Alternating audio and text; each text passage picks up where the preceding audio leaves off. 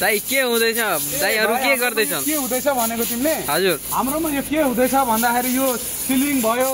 door प्याडहरु भयो हैन जस्तो यो अब देखाउ नि यहाँले जस्तो यो बहिनीहरु क्लिन गर्नु पर्यो जस्तो यो भुइँहरु सफा गर्नु पर्यो यो हाम्रो भाइ इन्डियाबाट आएको छ त्यही भाइ हो हाम्रो काम गर्ने चाहिँ हैन त्यसले गर्दाखेरि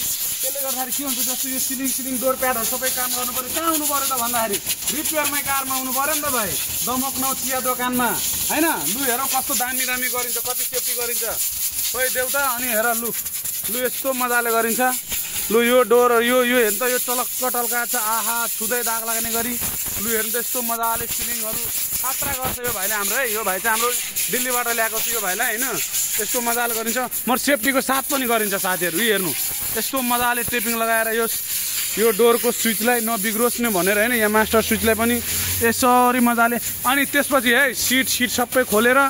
यो सिट केही छैन सिट खोलेर यो हेर्नु है ड्यासबोर्ड सबैले क्लिन हुन बाँकी नै छ सिटहरु सबै यहाँ फालिदिएको छ इन्जिन पनि क्लिन हुन्छ है हाम्रो यहाँ अब हेर्नु इन्जिन यस्तो अवस्था छ अहिले एकछिन पछि हेर्नुलाई यो इन्जिन पनि टिलिक्कै टल्किन्छ है त्यस्तो हुन्छ भाइहरुले सब गर्दैछ अहिले गरि नै रहेछ हैन तपाईहरु सबैजना आउनु पर्यो रिपेयरमै कारमा दमकनौ चिया दोकानमा है सबैजना आइहाल्नु त लु धमाधम सिलिङ प्याड च्याट कसको फोहोर छ के छ आउनुस् बनाउनलाई यहाँनिर है